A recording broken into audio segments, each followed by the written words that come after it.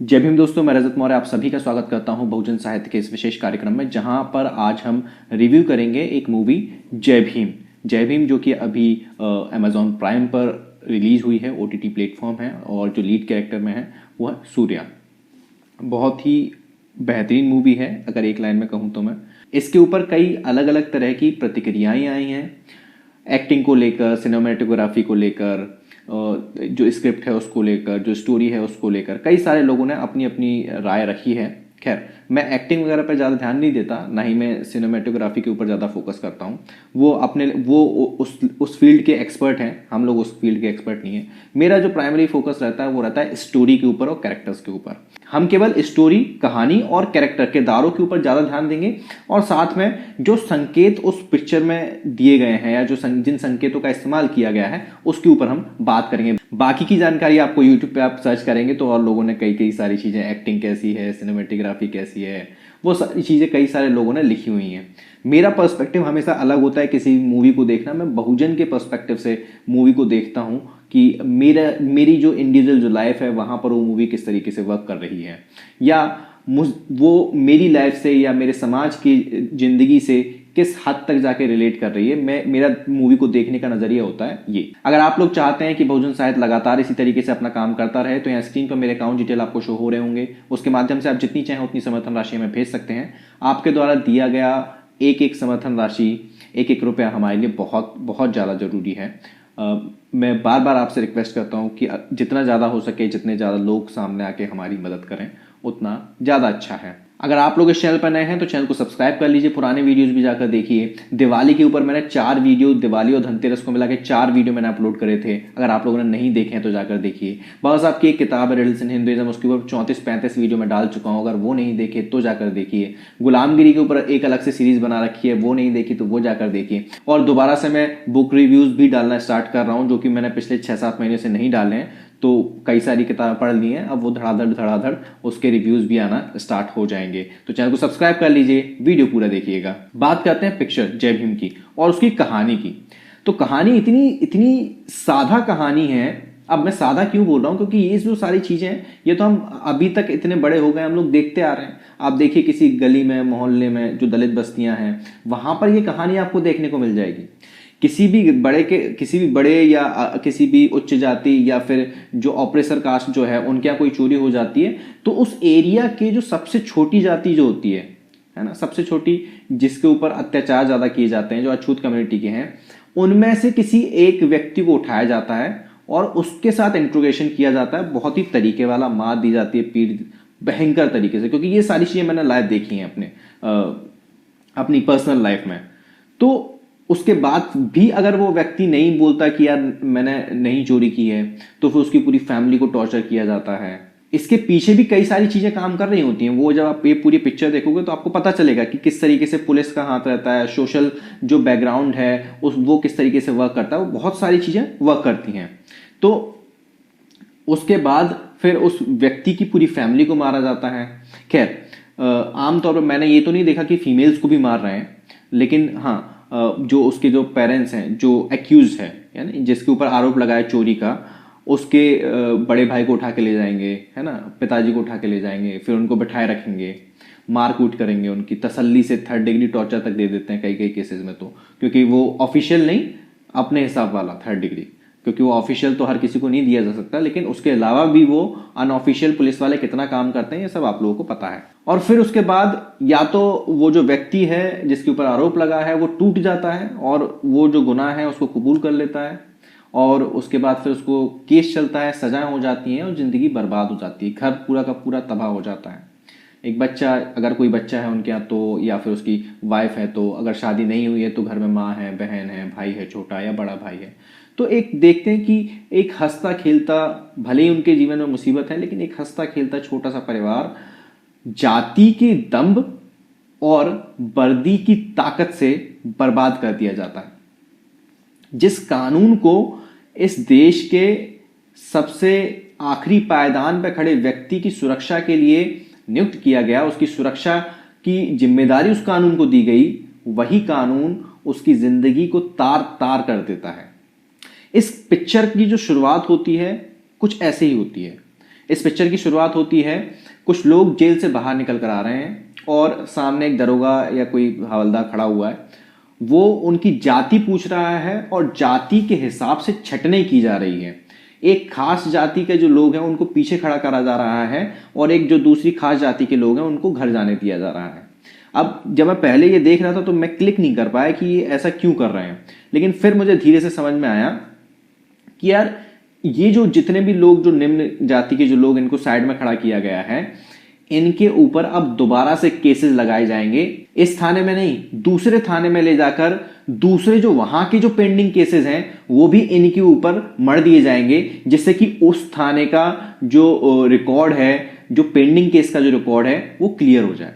ये चीज आप लोगों ने देखी होगी, आप ऑब्जर्व कीजिएगा कि साल भर पुलिस वाले सो रहे होते हैं, दिसंबर जैसे ही आता है ना तो पुराने जो केसेस हैं उनके पूरे साल भर उन्होंने कोई खोज खबर नहीं ली, लेकिन पुराने केसेस के फिर आपके घर पे चालान वालान आना स्टार्ट हो जाते हैं।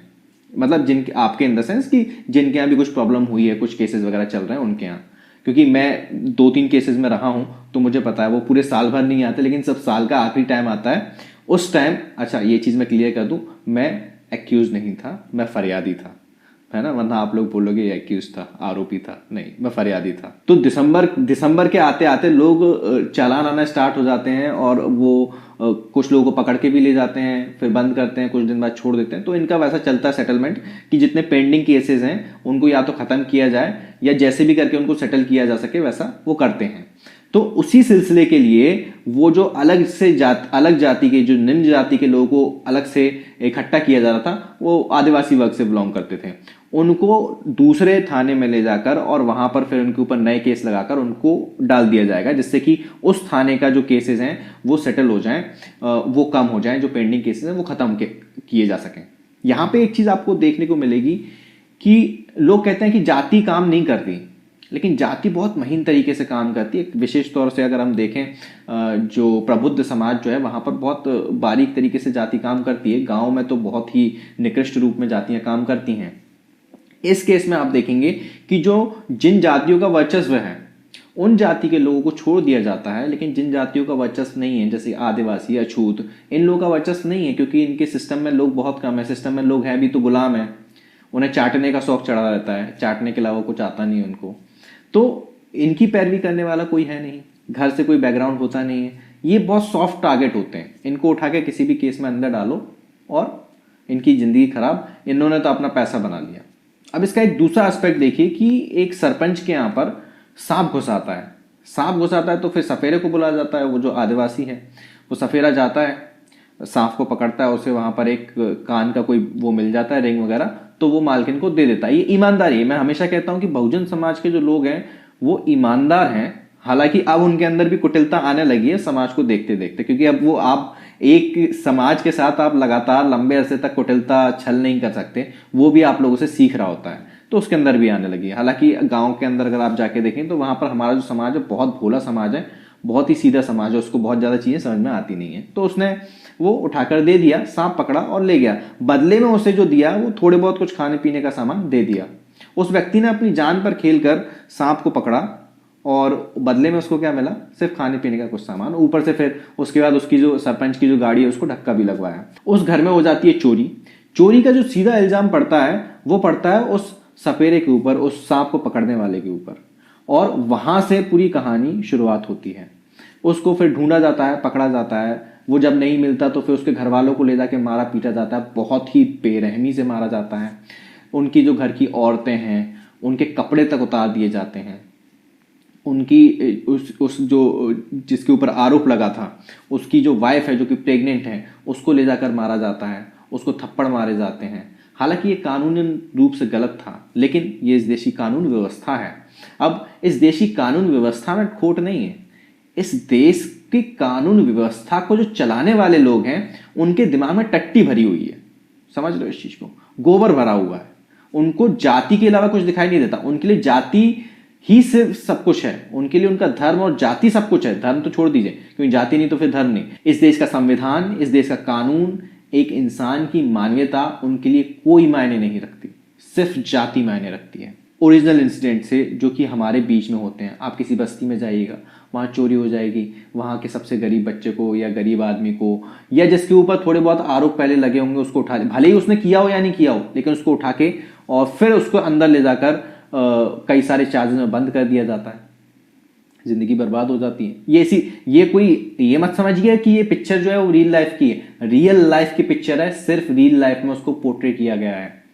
उसके बाद फिर हम देखते हैं कि एक बहुत ही अच्छा लॉयर है जो कि एंट्री लेता है और वो पूरी मदद करता है।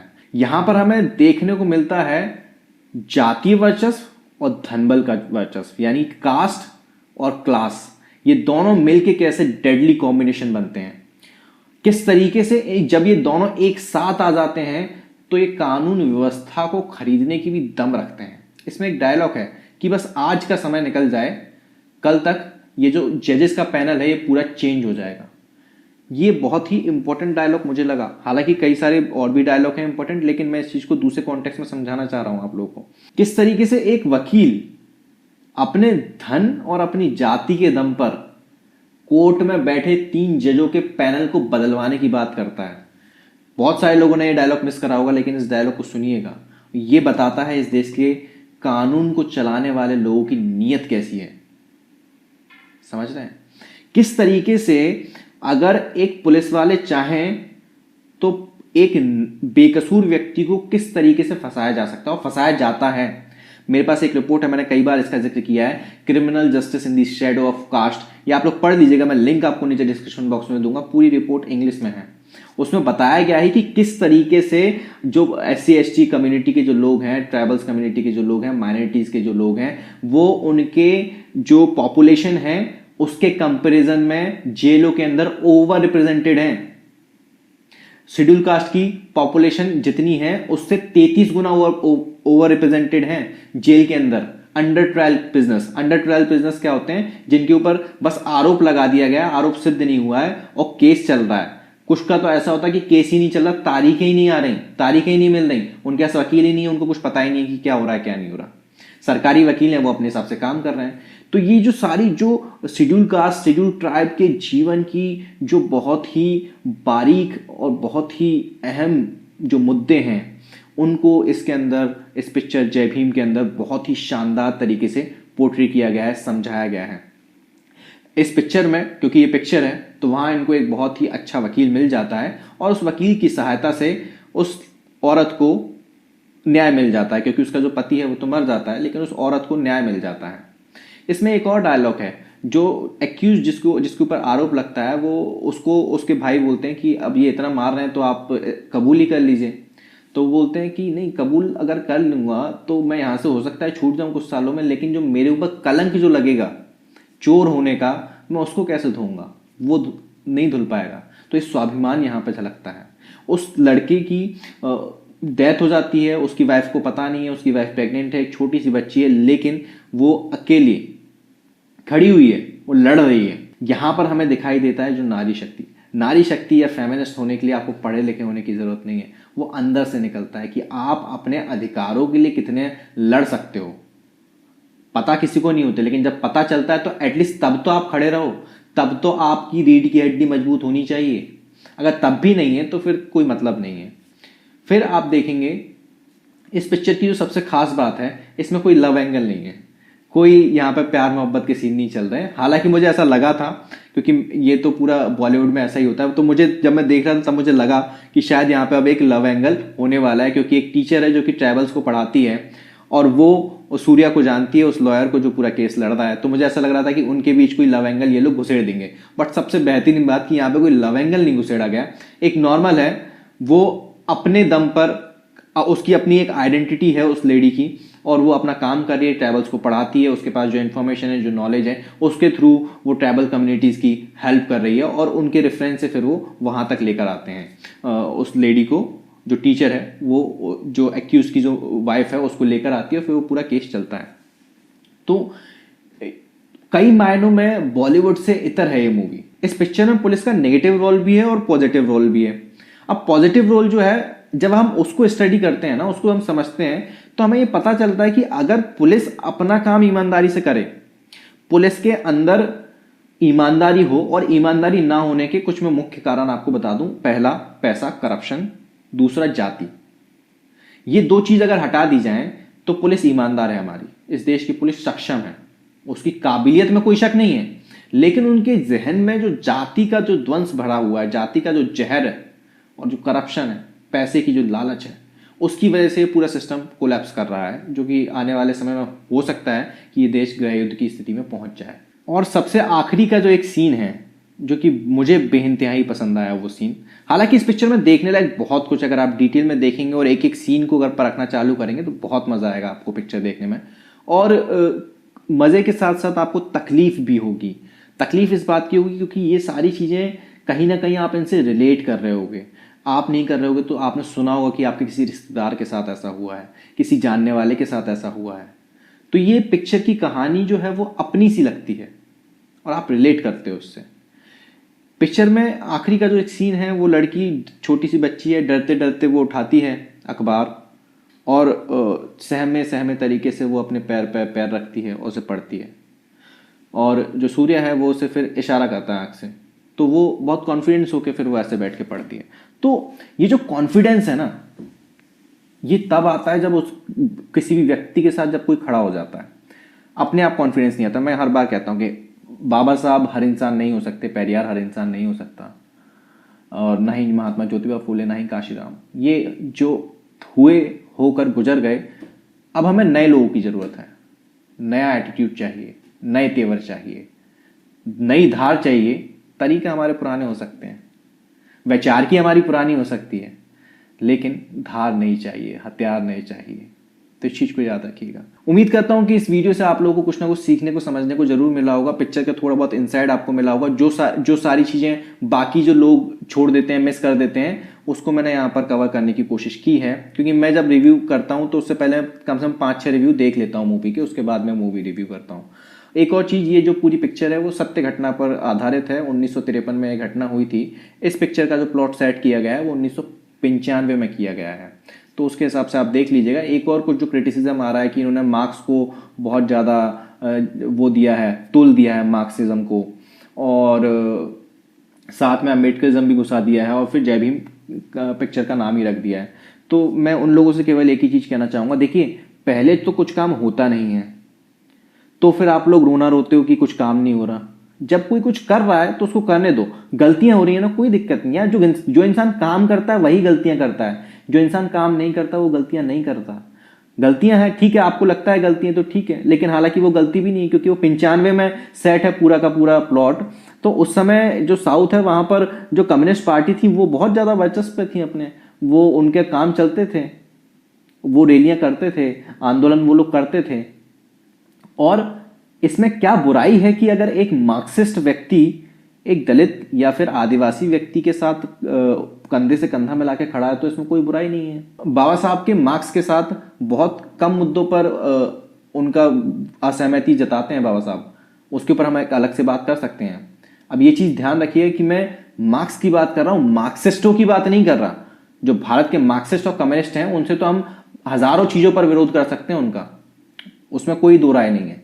लेकिन आप ये बोलो कि मार्क्स को आपने वो उस पिक्चर में दिखा दिया, लाल झंडे दिखा दिए, तो उसकी वजह से ये अप्रोप्रिएशन हो गया, ये मूवमेंट को हड़पने की चाल हो गई।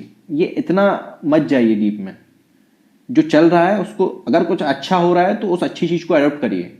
जो खराब हो रहा है वो तो हो ही रहा है ना, इतने सालों से भी हो रहा था। इतने सालों से कौन बात कर रहा था तुम्हारी, या अभी भी कितने लोगों ने बात कर ली। कुछ जो इक्का दुक्का लोग जो निकल कर आ रहे हैं वो एक्सपेरिमेंट कर रहे हैं, उनको करने दीजिए, थोड़ा समर्थन दीजिए। क्रिटिसिज्म अच्छी बात है, लेकिन जहां जायज हो वहीं पर क्रिटिसाइज करना चाहिए। उम्मीद करता हूं कि इस वीडियो से आप लोगों को कुछ ना कुछ सीखने को, समझने को जरूर मिला होगा। मैं रजत मौर्य मिलता हूं आपसे अगली वीडियो में फिर किसी किताब के साथ। तब तक अपना और अपनों का ध्यान रखें, पढ़ने की आदत को विकसित करें, क्योंकि पढ़ेगा इंडिया तभी तो बढ़ेगा इंडिया। जय भीम, जय भारत, जय संविधान, जय जोहार।